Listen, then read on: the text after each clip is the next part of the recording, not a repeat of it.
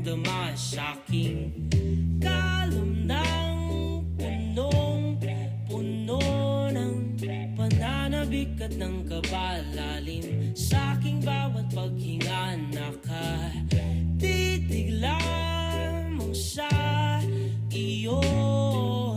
Naglakad ka ng dahan-dahan sa pasilyo tungo sa altar ng simbahan.